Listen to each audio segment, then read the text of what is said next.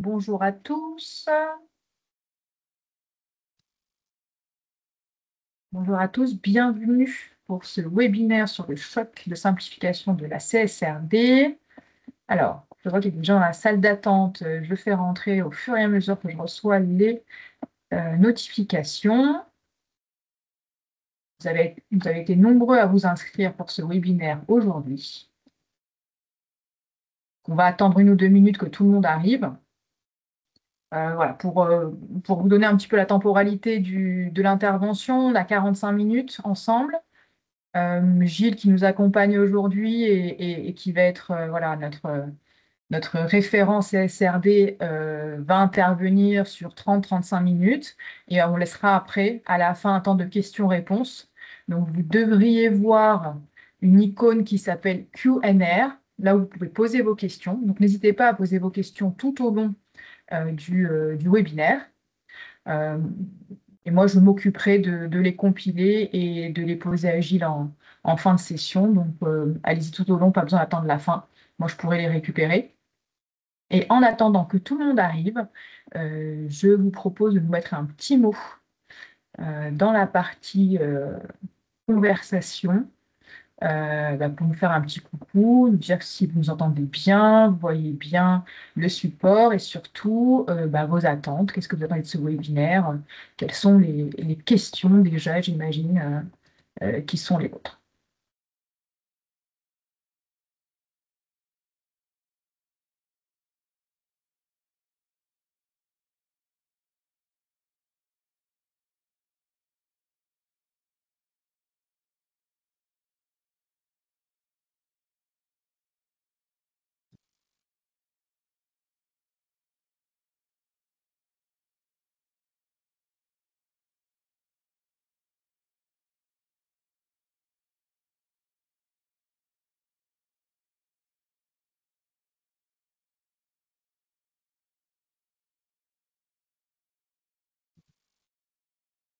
Alors, je vois plein de petits pouces qui se lèvent. J'en déduis donc que vous m'entendez. Donc ça, c'est top. Alors, est-ce que vous avez tous trouvé la petite icône question-réponse, Q&R, pour vous permettre de communiquer avec nous, puisque nous avons coupé les micros pour éviter que voilà, il y ait des confusions au moment de la présentation. Donc, n'hésitez pas à me mettre vos attentes, typiquement, dans le chat, ce qui me permettra aussi de tester avec vous le fait que le chat fonctionne. Ah, le chat est désactivé. Oui, hein. J'arrive à vous lire, hein. Manon, le chat est désactivé, mais dans Q&R, vous pouvez nous écrire.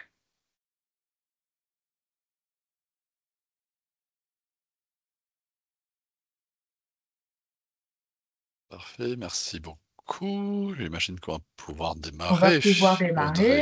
bientôt. Alors, on se lance. Il est 11h33, c'est parti. Donc, notre sommaire, aujourd'hui, on va parler de quoi? On va parler du sujet brûlant du moment sur la planète RSE. Donc, le choc de simplification, qu'est-ce qui a été remis en cause dans le cadre du paquet législatif de l'Omnibus qui a eu lieu mercredi dernier? Ça nous fait tout pile une semaine. On va décrypter pour vous les potentielles évolutions de la CSRD.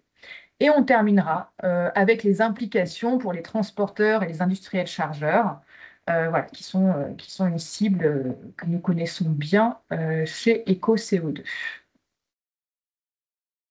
Alors, quelques mots très rapidement sur EcoCO2, pour ceux qui ne nous connaissent pas. Donc, EcoCO2, aujourd'hui, EcoCO2, c'est un cabinet de conseil RSE qui a accompagné plus de 3200 transporteurs et 500 chargeurs déjà. Et en fait, on est devenu un expert en matière de décarbonation du transport et on accompagne toute la filière dans la structuration et le déploiement de sa stratégie RSE. Je resterai évidemment à vos dispositions a posteriori si vous voulez que je vous dise plus sur l'entreprise. Et je passe la main à Gilles pour se présenter, donc Gilles Doat, que nous appelons en interne Monsieur RSE, et je lui donne la main pour se présenter. Parfait, merci beaucoup Audrey, bienvenue à tous et toutes. Donc effectivement sur ces sujets RSE, ça fait un moment qu'on travaille dessus chez EcoCO2. On accompagne des entreprises, on entend entreprises sur ces sujets-là. Donc comme le disait Audrey, on a une forte une forte expertise climat, une verticale transport qui est également notre, notre spécificité. Et au-delà de ça, donc les sujets RSE, donc moi personnellement, ça fait effectivement plus de 15 ans, entre 15 et 20 ans que je travaille sur les sujets de comptabilité carbone, sur les sujets de RSE aussi, puisque j'avais eu l'opportunité et la chance de participer aux rédactions aux travaux de rédaction de la norme ISO 26000 avec les groupes de travail de l'AFNOR à ce moment-là. Voilà, donc moi j'ai plutôt également une expertise logistique, transport, et notamment à travers dernièrement en tout cas, et toujours en cours, le programme de certificat d'économie d'énergie EVE, engagement volontaire pour l'environnement, du secteur du transport et de la logistique. Et à ce titre, comme sur d'autres programmes d'ailleurs, on intervient un peu comme un genre de tiers de confiance de l'ADEME pour déployer la politique environnementale de l'ADEME, les accompagnements des entreprises auprès directement des entreprises.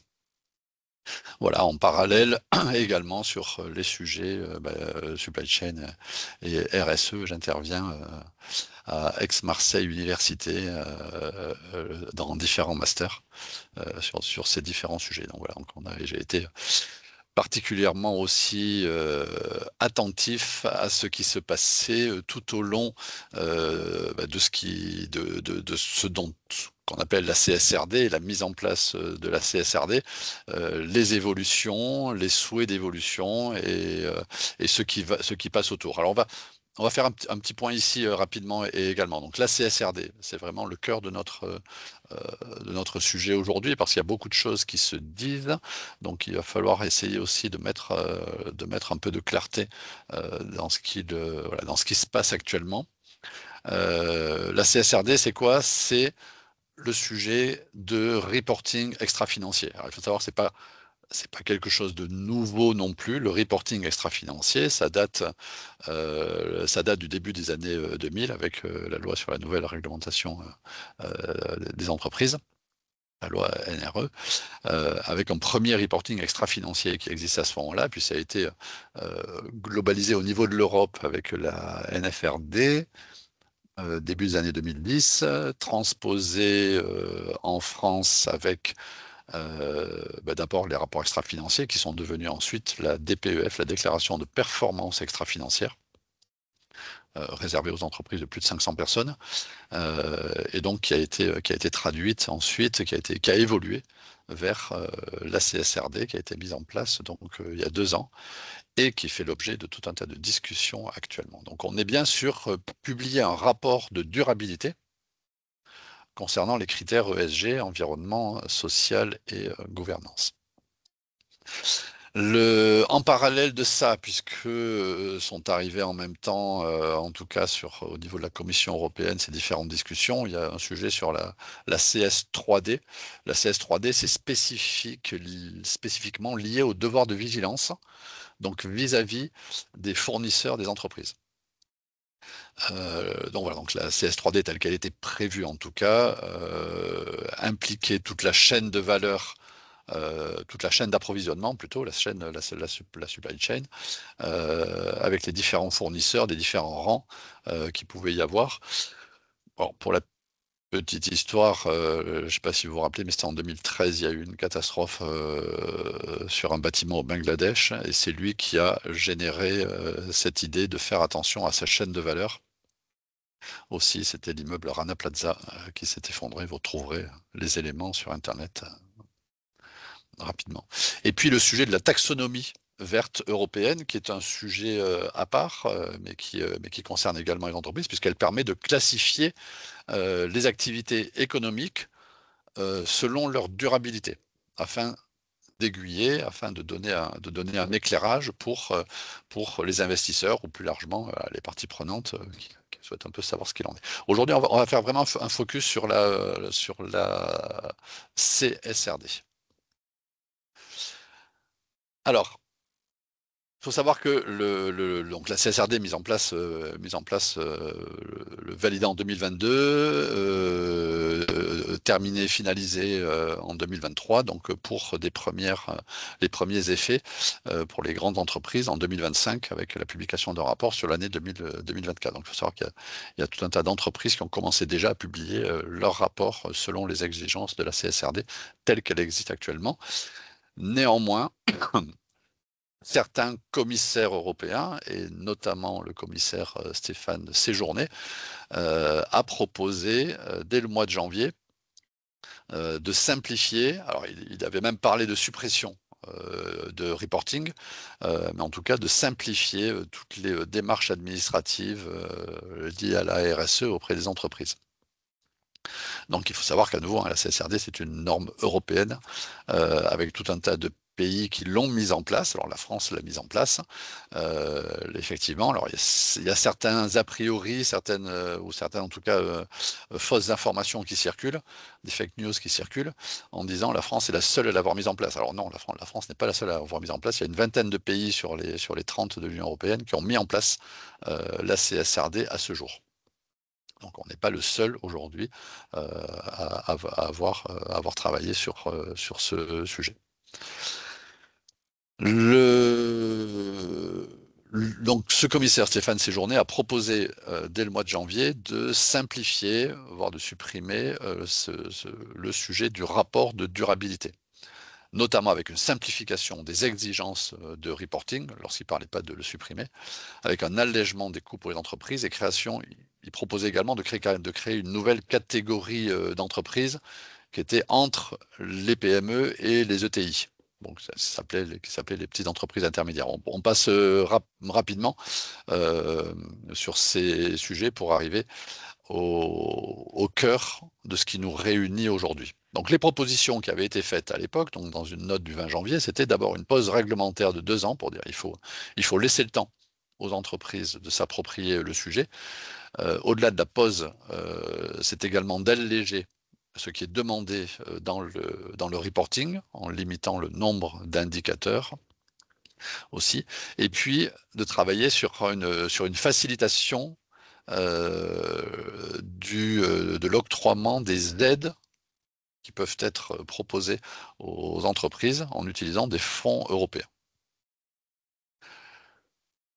Donc, de tout ceci, alors c'est pas le seul à avoir parlé de ça, mais il y a eu d'intenses négociations également au niveau de la Commission européenne à ce niveau-là, avec ceux qui souhaitaient vraiment, les partisans du pacte vert, du Green Deal de l'Union européenne, avec un maintien de l'ambition, justement sur l'argumentation de dire qu'il vaut mieux tirer les entreprises vers le haut sur ces sujets et les aider en tout cas à bien structurer leurs informations. Et d'un autre côté, les partisans d'un coup de rabot, d'une simplification administrative, pour qui ce coup de rabot, de toute façon, n'avait pas pour but de renoncer aux ambitions, mais vraiment de simplifier les démarches. Donc, on en est où? Actuellement, voilà ce qu'il en est. Voilà ce qui a été proposé. Donc, vous avez sur la première ligne la réglementation actuelle et sur la ligne suivante ce qui a été proposé par la Commission européenne. Alors, je dis bien ce qui a été proposé par la Commission européenne. On y reviendra un petit peu après. Pour l'instant, à nouveau, rien n'est entériné. Donc, première publication de la CSRD en 2025 sur publication d'un rapport de durabilité sur l'activité 2024. Donc ce que je vous mettais, c'est quelque chose qui est en vigueur aujourd'hui en France. Donc sans autre modification de la loi française pour l'instant, les grandes entreprises cotées supérieures à 500 salariés doivent respecter cette obligation de CSRD, donc de reporting, en prenant en compte une analyse de double matérialité. va pas revenir sur chacun des détails, hein, mais la double matérialité, c'est aussi bien l'impact que l'entreprise a sur son environnement au sens large et prendre en compte également l'adaptation, c'est-à-dire l'impact que l'environnement a sur l'entreprise. Intégrer les parties prenantes de la chaîne de valeur, s'appuyer sur les ESRS, les 12 ESRS de la CSRD, travailler également sur des ESRS sectoriels qui sont inclus à l'intérieur, qui sont prévus, eux, pour 2026. Et donc, la CSRD, c'est une liste exhaustive de 1200 data points qu'il faut renseigner. Alors, j'ouvre une petite parenthèse ici parce que on a eu notre ministre de la Transition écologique en janvier, qui s'est un peu pris les pieds dans le tapis en disant oui, il faut absolument simplifier la CSRD avec ses 12 000 points à renseigner. Donc voilà, effectivement, ça fait peur à tout le monde.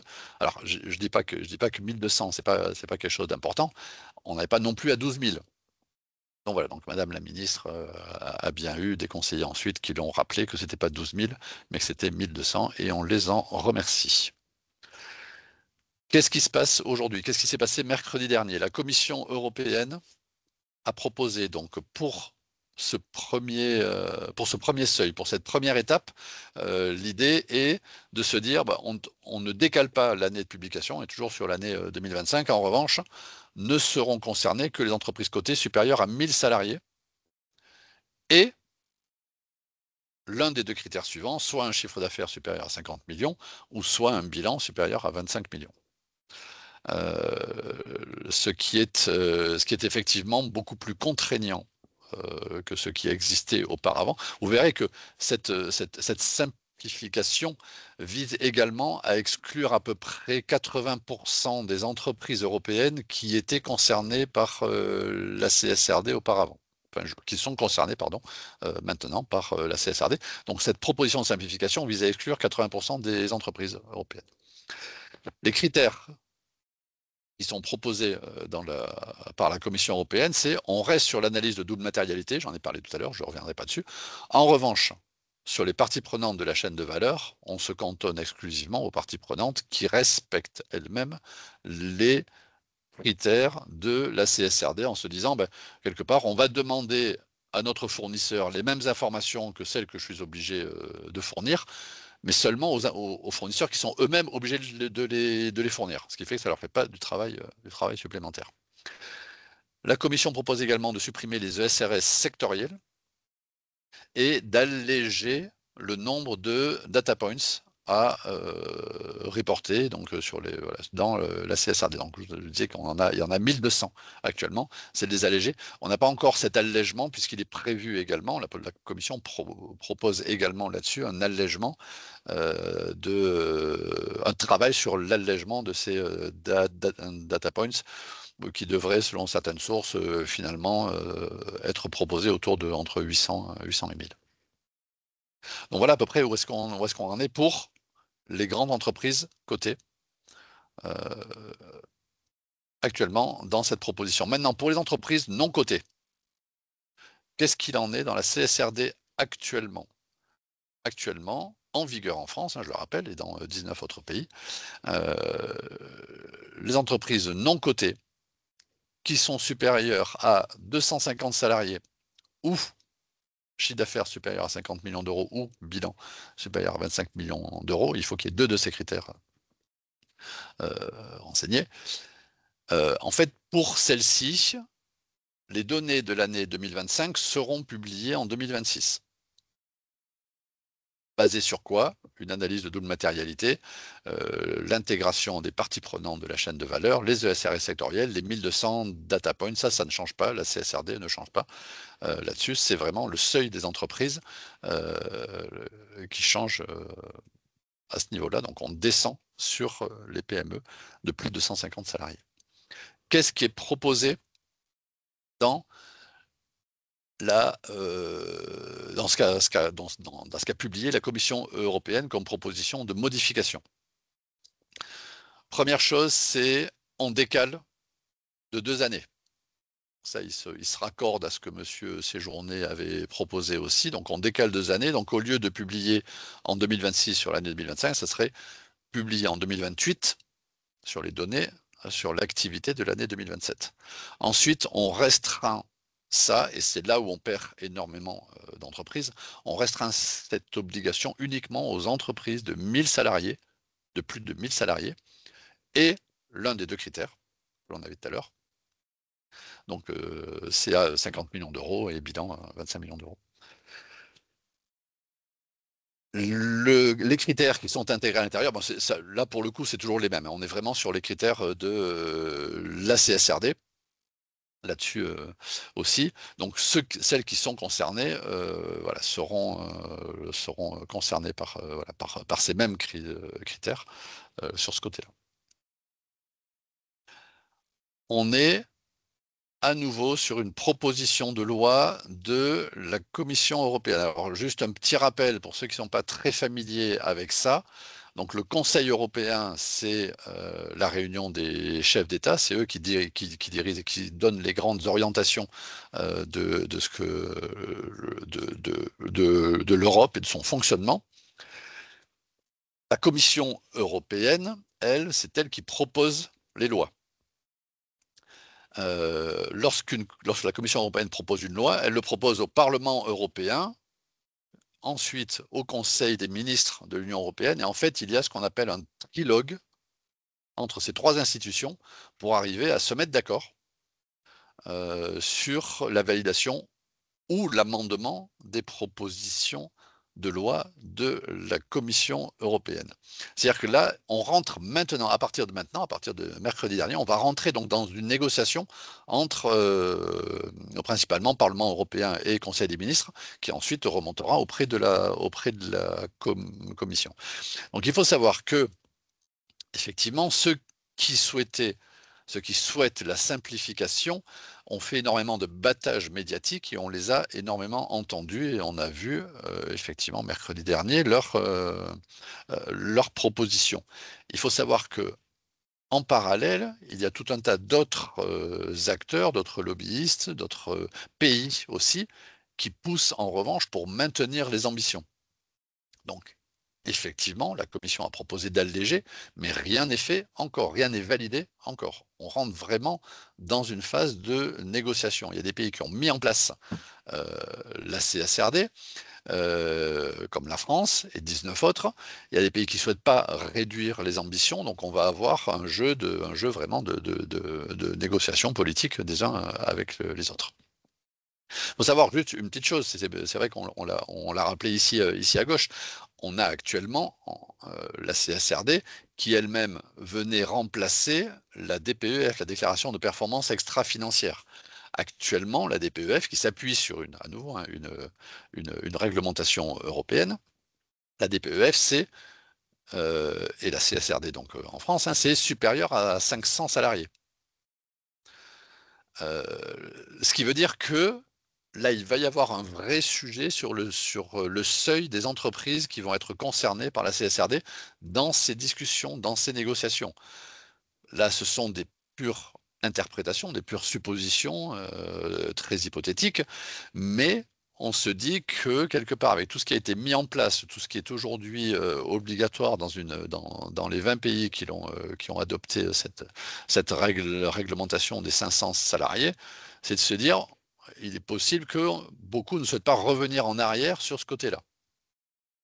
Dans les négociations, le seuil du nombre de salariés rentrera évidemment dans les discussions, et rien ne dit que le seuil des 1000 proposé par la Commission européenne sera validé. Alors rien ne dit que le reste sera validé non plus, hein, il n'y a pas de discussion. Mais là, c'est vrai que sur les 500, en fait, on fait référence vraiment à une réglementation qui est en place depuis plusieurs années. Et là pour le coup, qui est la DPEF en place dans tous les pays. Donc voilà, attention à ce genre de choses. C'est vrai qu'on a eu une grosse information, en tout cas une grosse médiatisation, en tout cas dans les milieux qui suivent ces sujets-là, sur ce que la Commission a proposé. Cela dit, rien n'est encore validé. Et alors, bien sûr, toutes ces discussions, toutes ces négociations vont prendre du temps. On estime qu'entre, s'ils vont vite, mi-2026, s'ils vont un petit peu moins vite, ou du moins à leur habituelle vitesse, ça serait plutôt fin 2026 que ça pourrait être adopté. Ensuite, il faudra le transposer en France. Et à nouveau, la France peut très bien, chaque pays, de la même manière, peuvent très bien appliquer une directive de l'Union européenne, mais être plus large aussi. On peut pas être moins 10 ans, mais chaque pays peut être mieux 10 ans aussi. C'est-à-dire qu'on n'est pas non plus à l'abri que la France dise, ben nous, la CSRD, en Europe, ils disent c'est plus de 1000 salariés. Nous, ici en France, on souhaite conserver notre seuil existant de 500 salariés. Donc voilà, c'est pour tout ça, c'est pour dire que tout ceci est très hypothétique. La chose que l'on sait, c'est que l'on ne sait pas encore ce qui va se passer. Alors maintenant, une fois qu'on a dit ça, qu'est-ce qu'on en fait? Je vais revenir un peu sur l'origine de la CSRD. On n'a pas tellement communiqué sur ces éléments-là. La CSRD est surtout vue comme une contrainte, en tout cas par ses détracteurs. Aujourd'hui, les entreprises doivent renseigner de toute manière une multitude d'informations sur ces différents sujets. Environnement, sociaux, gouvernance, que ce soit des informations auprès de leurs parties prenantes commerciales, auprès de la partie prenante financière, auprès de différents organismes de labellisation également, qui demandent des informations et qui permettent d'obtenir des labels, d'obtenir différents niveaux dans différents labels. L'idée, quelque part, de la CSRD est d'essayer d'harmoniser, d'avoir un guichet unique sur tous ces points-là et de pouvoir renseigner les mêmes informations à des parties prenantes différentes.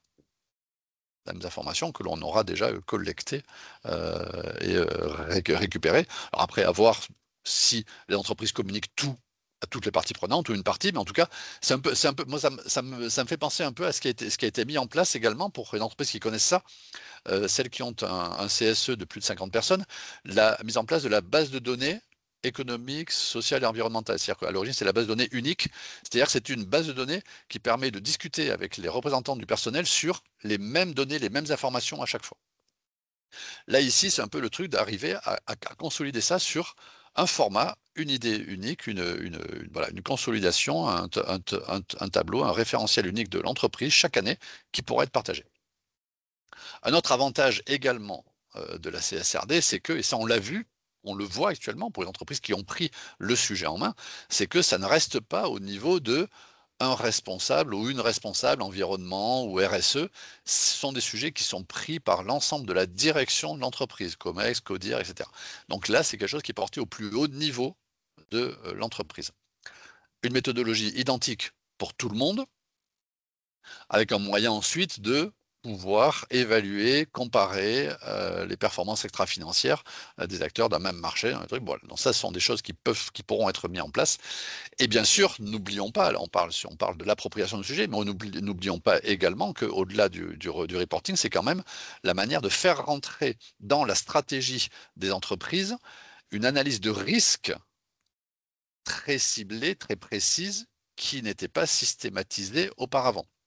Et là, pour le coup, on le voit de plus en plus. Alors, on le voit spécifiquement avec les enjeux climatiques, mais chaque entreprise est soumise à des risques et l'analyse de double matérialité qui sera mise en cause et qui, pour le coup, qui sera mise en place et qui, pour le coup, est conservée, même dans la proposition de la Commission européenne, permet une analyse de risque beaucoup plus poussée que ce qui existait auparavant. Spécifiquement maintenant pour les transporteurs et les industriels. Alors, vous savez qu'EcoCO2, on a une verticale transport très forte, on a une expertise très forte sur ce sujet, même si ce n'est pas notre seul domaine de compétences, mais néanmoins une expertise très, très forte là-dessus.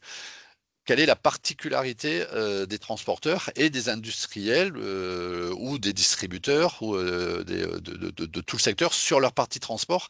C'est qu'en fait, le transport, juste pour rappel, est toujours émetteur en France est la source de 30% des émissions de gaz à effet de serre, qui est l'enjeu climatique de la CSRD.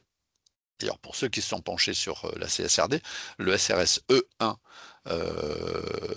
qui traite du climat, est un SRS essentiel dans toute la CSRD. Ce qui veut dire que les transporteurs et le secteur transport, en tout cas dans toutes les entreprises de France, notamment les industriels, est un secteur qui est crucial dans le cœur en tout cas de la démarche de la durabilité des entreprises et du reporting de durabilité. Donc celles qui ont commencé, les entreprises qui sont supérieures à 1000 salariés et qui ont déjà entamé la démarche CSRD, de toute manière, vous continuez sur votre même lancée parce que, a priori, vous serez toujours concerné.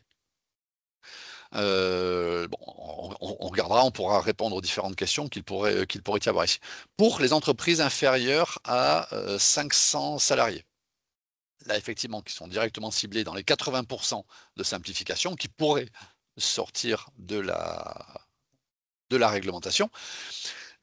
L'idée, c'est de se dire, pour celles qui ont déjà commencé à travailler sur le sujet en anticipation de la réglementation, ne vous arrêtez pas de toute manière, c'est quelque chose qui vous sera toujours utile. La matrice de double matérialité est toujours présente. Continuez au moins à travailler sur cette matrice de double matérialité qui est un enjeu fort et qui vous servira aussi dans le pilotage de la stratégie de votre entreprise. Certains parlent également. Alors là, maintenant, ce sont des supputations de se dire, mais qu'est-ce qui va être simplifié? Comment ça va être simplifié? On n'en sait rien aujourd'hui. Ça va faire l'objet d'intenses négociations. En revanche, concentrez-vous à ce moment-là sur les données environnementales quantitatives. Vous savez que dans la CSRD, il y avait tout un tas de, de, de, de données qualitatives, narratif. narratives. Merci Audrey, je cherchais le mot. Voilà, des data points narratifs où il fallait expliquer tout un tas de sujets. Il y a des data points également semi-narratifs et des data points quantitatifs. Si vous n'avez pas démarré et que vous souhaitez néanmoins ne pas être à la traîne là-dessus, commencez en tout cas par les données quantitatives. Oui, parce qu'il faut savoir une chose, c'est que on ne sait pas ce qui va être voté. Donc celles qui avaient prévu d'anticiper les sujets et qui ne le feront pas, prennent le risque aussi que finalement la proposition de loi de la Commission européenne soit revue avec des ambitions assez fortes et doivent se reprendre et rattraper finalement les wagons de la CSRD. Aujourd'hui, il y a des aides qui existent sur les bilans gaz à effet de serre, sur les dispositifs stratégie climat, Acte et Pacte Industrie. Juste un petit rappel là-dessus, mais le dispositif Acte de l'ADEME, acte pas à pas, permet de couvrir 80%, plus de 80% de ce qui est demandé dans le SRS climat de la CSRD. Et il y a des aides qui existent fortement de la part de l'ADEME sur ce sujet. Voilà, donc ça c'est tant qu'on ne sait rien. Maintenant, après le vote entre mi-2026 et fin 2026, vous pourrez effectivement reconsidérer un petit peu votre stratégie sur ces différents sujets-là. Gilles, on prend encore 3 minutes pour D'accord. passer sur la VSME. On a pas mal de questions dans le chat, que tu aies le temps de répondre à tout Ok, le monde. très bien. Juste un dernier petit sujet, effectivement, c'est un point.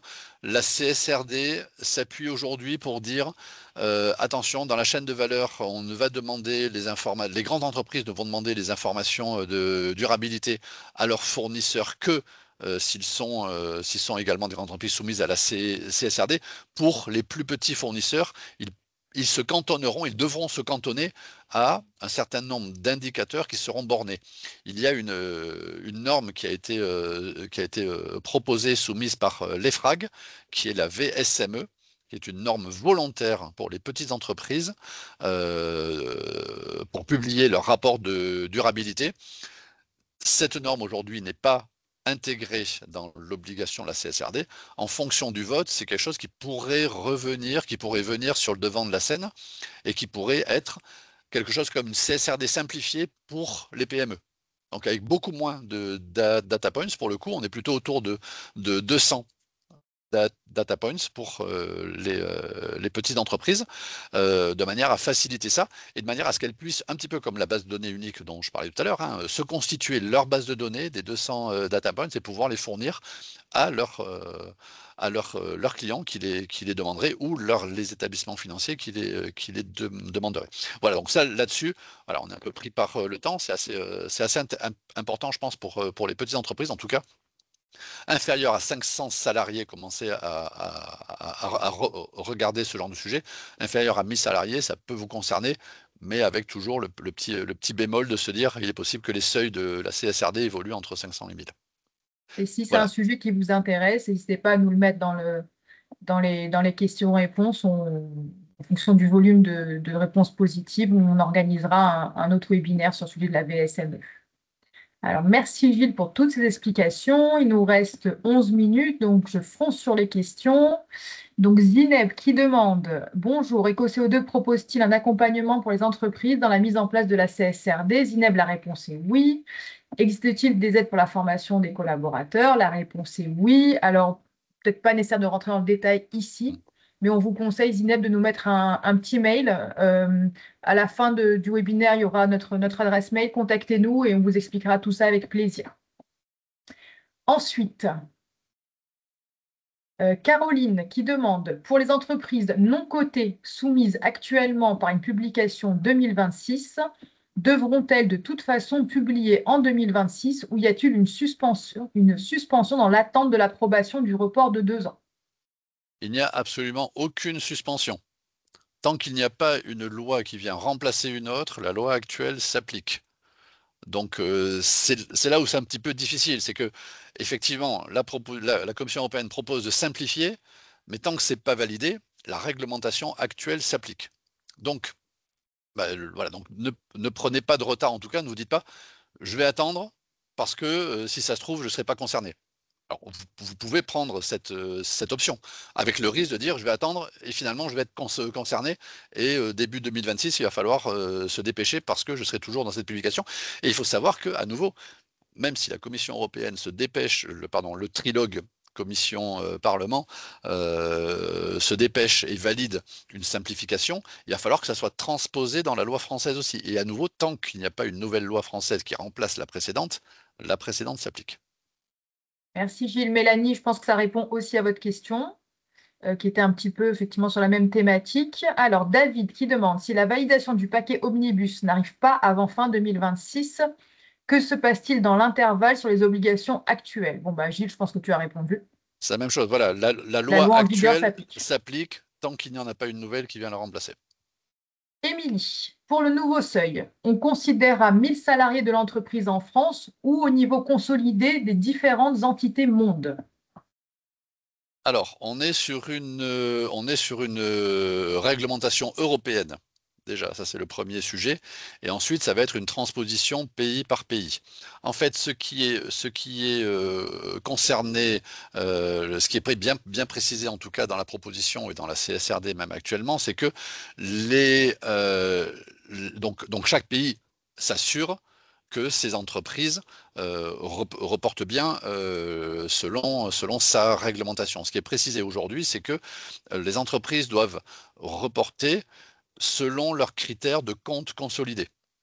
C'est-à-dire que si vous avez, je vais prendre l'exemple, une holding de 800, une holding de 800 salariés qui a une filiale qu'elle détient à 100% de 400 salariés, du coup vous avez et qu'il y a les comptes consolidés. Pour le coup, ce sont des seuils qui obligent très certainement à consolider les comptes financiers. Du coup, avec les comptes financiers consolidés, le seuil des 1000 salariés est dépassé. Et dans ce cas, c'est ça qui est pris en compte pour connaître votre obligation. Donc voilà, donc dès lors qu'il y a une consolidation, bah, le reporting se fait au niveau du groupe consolidé. S'il n'y a pas de consolidation financière parce que l'entreprise est en dessous parce que la holding est en dessous des différents seuils, bah à ce moment-là, chaque entreprise est responsable individuellement d'appliquer ou pas la réglementation. Merci Gilles. Alors, Siam qui nous demande, juste pour être sûr d'avoir compris, dans le cadre du reporting CSRD, le devoir de vigilance sur la chaîne de valeur se limite aux tiers 1, 2, etc. ou bien simplement les fournisseurs soumis eux-mêmes à la CSRD. C'est ces fameux allègements sur les parties prenantes. Alors, oui, effectivement. Alors, attention, il y a deux Il y a deux choses choses. qu'il faut pas mélanger. Il y a effectivement la CSRD qui demande à impliquer les fournisseurs de rang 1 et la proposition de la Commission européenne dit on ne se focalise que sur les fournisseurs de rang 1 concernés, obligés par la réglementation ACAC, c'est-à-dire les grandes entreprises, plus de 1000, et puis l'un des deux critères dont on a parlé ici. Donc ça, c'est le sujet lié à la CSRD. En revanche, la CS3D, qui est le devoir de vigilance, est une réglementation européenne qui était censée être mise en place en 2026, qui également, dans le paquet Omnibus, est proposée à être décalée en 2027, pardon. 2027, donc un an plus tard, et pour le coup, qui là est très sérieusement, alors c'est pas l'objet du truc, mais je dis très rapidement, très sérieusement remise en cause, puisque le devoir de vigilance, on s'attachait à auditer, à récupérer les informations, à faire attention, pardon, aux informations des fournisseurs de rang 1, 2, 3 et N, donc le plus loin possible, et de mener des audits annuels. Dans la proposition de simplification, la Commission européenne propose de ne s'attacher qu'aux fournisseurs de rang 1 et de faire un audit non pas tous les ans, mais tous les 5 ans. Donc, voilà. Donc autant dire que là, pour le coup, le devoir de vigilance subit un sacré coup de rabot. Et l'esprit même de la loi, je vous disais, qui a été issue notamment de cette catastrophe au Bangladesh en 2013, l'esprit même de la loi, s'il est appliqué tel que la Commission le propose aujourd'hui, sera complètement abandonné. Mais à nouveau, c'est un deuxième sujet. Le devoir de vigilance est un deuxième sujet. Par contre, la CSRD, on s'attache aux grandes entreprises, à nos fournisseurs, grandes entreprises. Pour les petites, il y aura le sujet de la VSME avec un nombre limité de data points qui pourra être remonté. Gilles Manon te demande de creuser, de reformuler un peu ta réponse sur l'appréciation du niveau de reporting. Si nous appartenons à un groupe monde de plus de 1000 salariés, mais que l'entité française est inférieure à 1000 salariés, nous aurons un rapport consolidé Europe, certes, mais est-ce que les data France seront à reporter? Alors, les data France, si l'entreprise en France n'est pas concernée elle-même par la CSRD, c'est-à-dire inférieure au seuil, et qu'elle est, voilà, qu'elle est la seule en France sur ce sujet-là, elle n'aura pas à le reporter vis-à-vis de la loi française.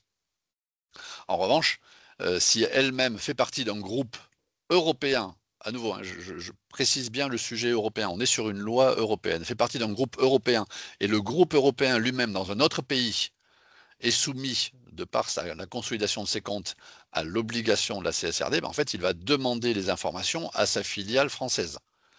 Maintenant, vis-à-vis de la loi, et comme à nouveau c'est une réglementation européenne, si la filiale française ne dépasse pas les 1000 salariés, qu'elle n'est pas soumise elle-même à la CSRD, elle remontera la partie des informations, en tout cas, qui la concernent ici, et qui seront demandées par sa maison mère. Mais d'un point de vue réglementaire, elle ne sera pas concernée par la réglementation française là-dessus, mais elle pourrait l'être en cascade par ce que sa holding devra faire. Et à nouveau, on est sur un périmètre européen. J'ai une dernière question de Mélanie à qui j'ai demandé de préciser un peu sa requête, puisque Mélanie nous demande, au-delà des travaux initiés et maintenus, que pensez-vous de l'implémentation d'un outil de publication dès cette année? Pouvons-nous reporter cette implémentation d'un an pour laisser le temps aux prestats d'ajuster leur plateforme?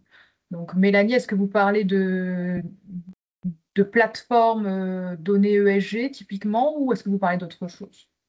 Alors, juste pour commencer, pardon, à répondre à Mélanie, il y a aujourd'hui des outils effectivement qui permettent de collecter les données et ensuite de créer le rapport de durabilité prévu dans la CSRD. Alors, j'imagine que Mélanie parle La de, la plateforme, parle bien de la de plateforme. collecte de données ESG. Et j'imagine que Mélanie parle effectivement, je ne sais pas si tu l'as précisé, mais de l'obligation en 2026. Donc pas de l'obligation maintenant. Donc ça veut dire que vous n'êtes pas tenu de le publier maintenant, mais en l'état actuel de la réglementation en 2026. Qu'est-ce que je conseille là-dessus? Que vous dire? Alors si vous êtes à plus de 1000 salariés, de toute façon, je vous conseille de continuer à travailler là-dessus. De toute manière, plus tôt vous serez prêt, plus ça sera voilà, plus ça sera accurate, ça sera fiable. Maintenant, il faut savoir aussi quelque chose dont je n'ai pas parlé également, mais qui peut rentrer en ligne de compte, c'est que la CSRD prévoit un audit du rapport de durabilité. Il y a deux niveaux d'audit et l'audit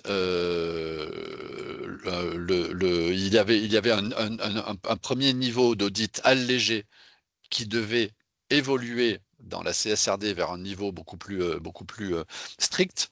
Le premier niveau allégé, c'est surtout du déclaratif et l'auditeur ne va pas aller creuser le sujet. Le deuxième niveau, beaucoup plus strict, sera un audit comme un audit financier. La simplification proposée par la Commission européenne demande de supprimer l'audit plus strict et de rester sur un audit allégé de voilà de ce côté-là. Donc ce qui veut dire aussi, ce qui implique aussi de se dire qu'il y aura, si c'est adopté en tant que tel, en tout cas, il y aura une pression moindre de la part des auditeurs et du coup, il y aura une fiabilité et un degré de précision moindre de la part des entreprises qui publieront leur reporting. Super, Gilles. Merci beaucoup pour toutes ces infos. Écoute, il est 12h15. On a réussi à traiter toutes les questions qui nous ont été posées dans le chat. J'ai bien vu les personnes qui m'ont dit oui, on est hyper favorable, on est hyper intéressé par un webinaire sur la VSME. Donc, je prends bonne note de vos remontées. Zinem, et pour les autres, vous avez d'autres questions, des choses plus précises, peut-être des questions propres à votre structure avec des spécificités voilà, qui sont les vôtres. On vous laisse l'adresse mail EcoCO2 de contact@ecoco2.com. Vous pouvez nous contacter. On se fera un plaisir voilà, de vous répondre et d'échanger avec vous. Juste une petite, excuse-moi, juste Vas-y, bien Audrey, sûr. juste une petite précision sur les audits dont je viens de parler. L'audit allégé, c'est ce qu'on appelle l'assurance limitée de l'auditeur, qui devait évoluer vers une assurance raisonnable, donc beaucoup plus stricte. La proposition de la Commission européenne est de rester sur un niveau d'assurance limité. Voilà, pardon. Super. Une précision sémantique. Importante, très importante, Gilles, merci. Ben, merci à tous. Je vois que vous nous Merci. remerciez. Le webinaire a été clair pour vous, d'après ce que vous dites dans le chat. On est très content de ça. On vous enverra un petit mail avec les éléments de replay aussi. Et voilà, puis on reste à votre disposition et puis on vous dit à très vite. À très bientôt. Au revoir. Merci Au Audrey. revoir, bonne journée. Au revoir.